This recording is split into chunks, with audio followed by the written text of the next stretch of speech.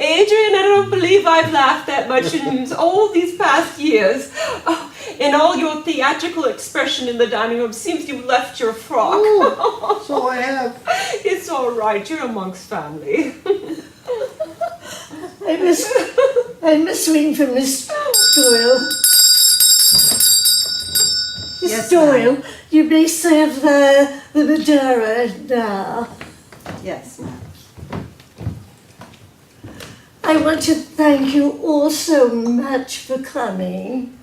You know, Lady Margaret was very, very sick, and my dear brother, he insisted that I be the hostess. Yes. So I do hope you're having a good time. Oh, and it's so noble of you, Aunt Lizzie. Thank you for still having me. Oh, it's my pleasure. And may I ask, how is Lady Margaret doing? She's coming along very, very slowly. Oh, and I suppose Uncle William did not want to leave her side.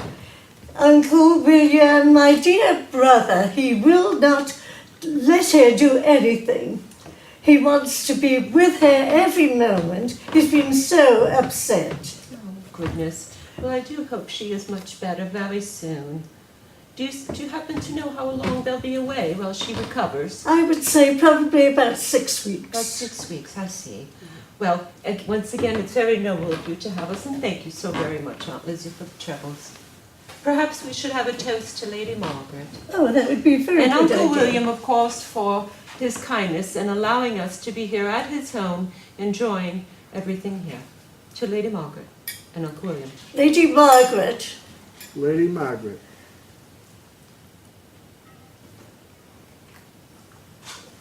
Quite lovely. It's delicious. Yes. That Madeira is an excellent vintage. Very smooth, quite lovely. Well, there you be any- know, that came from Lady Margaret's own private wine cellar, Nellie. Oh, what is, yes, Miss Doyle? Will there be anything else, ma'am? I think that would be all, Miss Doyle. Thank you. I will ring for you when I need you. So, Lady Margaret has chosen the wine for the wine cellar. All of it. Oh, and I must tell you, Tommy and I are in such awe of their marriage and their relationship and their homes and everything with the shipyard. Do tell me, Aunt Lizzie and Adrian, this is what Tommy tells me. Is it true, Aunt Lizzie, tell me, is it truly true that Lady Margaret has the last say in everything at the shipyard? Everything in this beautiful place, Lady Margaret, she went all over the world collecting The all homes as the well. lovely decor, all the beautiful statues, the beautiful tapestries, everything. Oh, and I was only giving her credit for the shipyard. Well, that's It's no wonderful. wonder she's sick. She overdid it, Adrian. But do tell me, Aunt Lizzie, is it true, though, that she is also making quite many of the decisions with payroll and many things with the ships? My brother told me she's down there every single day. Oh, goodness. So, well, you know the old saying, beside every great man is a better woman. Well, I'm so very happy to be here in their home.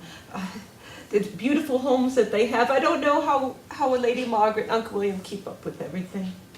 Well, I must say the cucumber soup was quite delicious and easy on my stomach. Adrian, as you know, I have quite the sensitive Yes, stomach. I know. My favourite was the marmalade trifle. Oh, yes. Don't tell anybody, Adrian, but I had 2 servings. You did. 2 servings. Yes. I will have to admit that I did as well. Really? Yes, and don't tell Tommy, because I'm always complaining to him that I cannot take full advantage of my corset. So he would be complaining that I was eating something of that matter. I will not tell him. The beef Wellington was amazing, Oh, yes. and the foie de gras pâté was excellent. Oh, yes. Everything's just delicious. And I must say, the saddle of venison is the best I've ever tasted. Oh, talking about venison, my dear brother and Lady Margaret, you know, they're really thinking about having a deer wood park. A deer park? Yes, Here? right on the property. Really? Won't that be enchanting That to would see be- those lovely deer? Oh, and Adrian, of course, you've been walking the grounds, so I suppose there's plenty of property here Oh, there's plenty to of accommodate property, a deer park. yes. Very good, very good. Well, Aunt Lizzie, you must tell me. Now, I do know, I'd like to know some more of the history of Witley Park. Now, I am aware that it was originally called Leah Park previously, and it was purchased from the Earl of Derby. And I'm also to understand that many of the rooms of which we'll be seeing, as well as the tunnels on the way to the underwater room, are quite reminiscent of the Baker Street and Waterloo stations. Well, I must tell you that my dear brother, he bought this lovely estate from the late estate of Whittaker Wright. Now, Whittaker Wright, he died in 1904, and nearly, it was so sad. He was brought into court for embezzlement, Oh, and you know he committed suicide in the court. he took his life. Yes. Goodness, oh, what a sad, sad story. You don't think the estate is haunted, do you? Adrian, it wouldn't really surprise me because, you know something, I really feel many times when I walk through this property, I really feel there is a spirit. I know how very much he loved this property. And was it here, or was it at the courthouse that he had taken his life? He took his life in the In courthouse. the courthouse. Yeah. Right in the courthouse. Oh, it was a terrible scandal. So very sad, very sad. And my dear brother, he felt very, very bad about that. And you know, Whittaker Wright, he really designed, he did over the place, and he really designed the underwater room. Of which I'm looking so very forward to seeing. Yeah, I am Tommy's been too. telling me much about you as well, Adrian. Yes. Well, Adrian, before we enjoy any more of our evening at Aunt Lizzie, if you don't mind, how is Anna and the boys? Anna's doing okay. The boys, the 2 boys are doing well. That's very good to hear. It wasn't the flux. They had a Oh. gastro complaint because they ate Quite some bad relieved. custard. Oh, bad custard. Oh, goodness. Yeah. Well, Aunt Lizzie and I were feeling quite badly for Anna. You know, she's been looking so forward to holiday for the longest time. Aunt Lizzie, I suggest, if you think it would be correct, we should invite Anna to come visit us at Ardara and Dunallen. Oh, that'd be lovely. Would that not be lovely? I really think, Nellie, you really should invite her to your house. Yes. Have her stay with you a little while. Yes. It would do her so much good, Adrian. She's been through such a trying time. And a dinner party perhaps at Ardara. Oh, lovely. Yes. And Adrian, this time you would be the one to stay at home with the boys. That'll be fine. Of course. Anna desires a holiday. Ah, yes, yes, yes. And so how has everyone been since I've seen them? Adrian, It's been so long. Thank goodness I have Aunt Lizzie whenever Tommy's away, which seems to be quite often.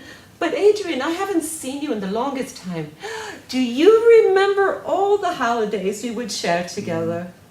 Now, one of my favorite was Strathern, your home, back in 1901, I believe. Well, it was a very happy time at Strathern, many thanks to your theatrics. Of course, that was the same year, Aunt Lizzie, as you know, that we lost Father. Quite sad. But I do remember your theatrics and all the things you did to brighten the entire holiday. Aunt Lizzie, I brought with me the Strathern album. Adrian, it's here. Oh. Well, Aunt Lizzie, here we are all having tea there. Oh, And look at the men are how having such a charming. wonderful time with the ladies. Now I must show you this. Adrian, do you remember the cloth costume you were wearing? Oh, no. And he was trying to be a king or a court jester, I'm not quite sure. But there he is. Adrian! There you are. There was a cloth costume And that I was betraying a king. And think... Oh, you made quite a clown. I'm just glad nobody lit a torch. I would have been a human flame. Oh, Adrian. And Adrian, may I ask you, was that from, the cloth was from your mill? Yes, it was. It was. And how about your crown? No. Paper, I'm not, yeah, that was paper. So I can understand why the match was there. Oh, and Aunt Lizzie, what do we see there?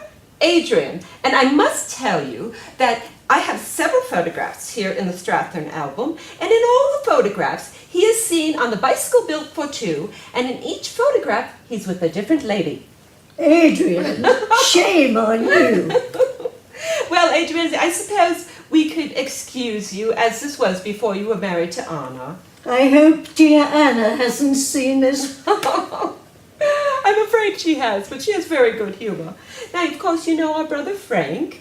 We named him the Convalescent here in the album. He had broken his ankle and he was managing about.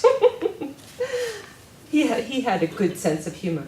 And Aunt Lizzie, you recall Henry? There Yes, he is. I do. All the gentlemen, Abram Coombe, everyone was there. Oh, lovely. Adrian, it brings me to mind, Adrian. Have you heard from Henry as of late? I have not.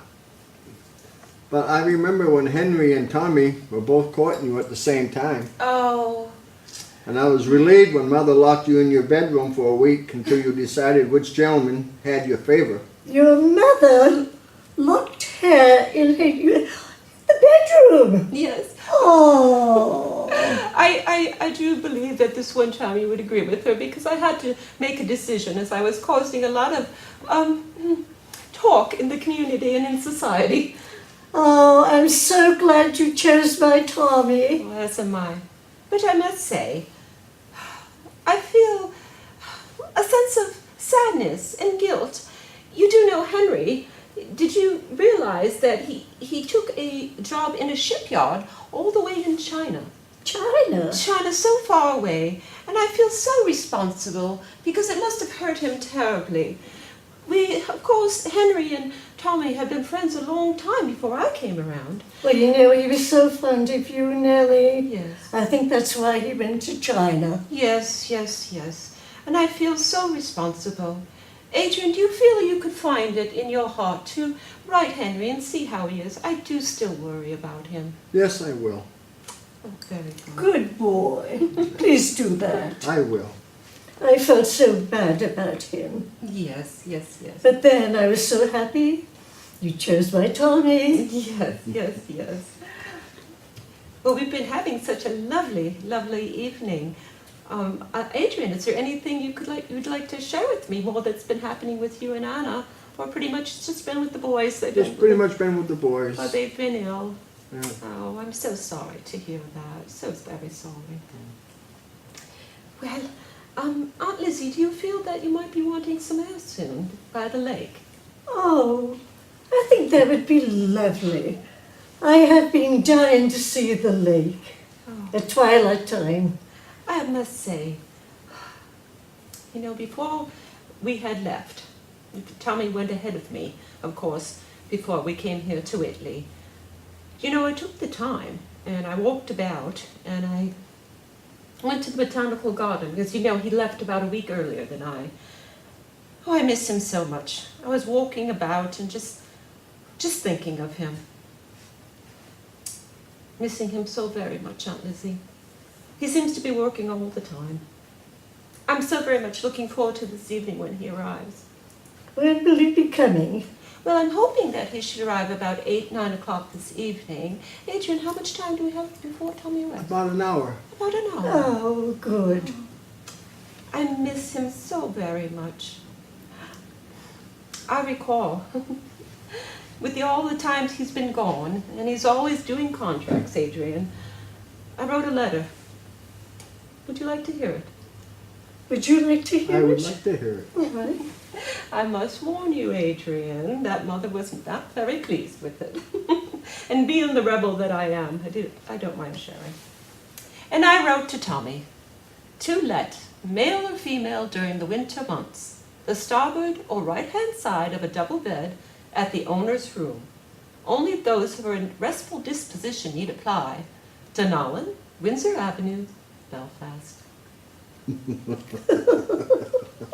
Mother did not find that very interesting or amusing. I shouldn't think she would. I don't think Mother had much of a sense of humor. No. Your mother had no sense of humor. Had you ever told Adrian about how many of Tommy's calling cards have been returned to you? Your mother would not allow my son in the house. And my dear brother, my dear son, he was thrown out. And he came home with the calling cards. Your mother, don't mention that woman to me again. Oh, Adrian. Oh, it seems that Tommy would come to call, and she would leave him down in the foyer, and just leave him there. And he would leave his calling card. Many times she did not return. I think I will call for Miss Doyle. That would be I think lovely. it's time for us to go down to the lake. And how many cards were there, by the way, Aunt Lizzie, that were returned There to you? was dozens of them. Miss Doyle, Yes, ma'am. Nellie and I are going to take a stroll by the lake. But before you go, I want to give you orders for the evening. I want all the bedrooms to be nice and warm, all the fireplaces stoked with lovely coal, nice flowers in every single room. Also, I want brandy for the gentlemen and hot tea in the morning for the ladies, including you, Nellie. The ladies do like to have hot tea in the morning in bed. Yes, ma'am. And Also, I would like a nice warm bath when I return from the lake. That sounds lovely. Perhaps with the lavender flower. Also, I'd border. like my lavender salts in the bath water. of course, ma'am. Would you care for your bed to be warmed in the evening? Of course. And she must not forget the kippers for Tommy and Adrian. Oh, don't forget the kippers for Tommy's breakfast in the morning. Tommy loves kippers. Adrian, would you be requesting that as well? Yes. I'll see to it. Yes. Well, Miss Doyle, I have a few requests, Aunt Lizzie, if it's permissible with you. Miss Doyle, I would like for you to make certain when Tommy arrives this evening, please make certain he has a well-rounded meal. I have to confide in you and tell you something, Aunt Lizzie. Do you know, many times when he comes home late for the yard, he insists on skipping his dinner. Miss Doyle will tell you this herself. And all he's been having in the past month or two are biscuits and gravy, almost every other evening. That's not good. That is not good. So, Miss Doyle, if you would make sure he has his tea I will. and a well-rounded meal. And also, oh, Miss Doyle, Aunt Lizzie, you know he never has the time to take time to read the newspapers. He's always so very busy. And at the moment, right now, he's taking care of contracts in London at Trafalgar Square. So I'm hoping as a relaxation. Perhaps this evening you would be able to take your iron and iron the papers to make sure the ink is set so that the ink should not get on Tommy's fingers as he's reading them. Of course, ma'am. Isn't it wonderful that Miss Doyle came with us? Oh, it was so good of you to bring her. I know Lady Margaret and my dear brother were so pleased, and they told me to say thank you, Nellie, for bringing your servants. And I must say, thank you so very much, Aunt Lizzie, for making sure her accommodations are well taken care of. Oh, thank you, too. Nellie, do you think Tommy would like to have a drink with me this evening when he gets home? Oh, Aunt Lizzie, your Tommy. Well, I don't know if you'll have much luck with the drink, but I can honestly say he would probably love a piece of Madeira cake with you. Aunt Lizzie, shall we go? I think it's time for us to go. I think I'll stay here and enjoy some. Oh, Oh, please, don't leave any smoke. I can't stand smoke. enjoy your cigar, Adrian.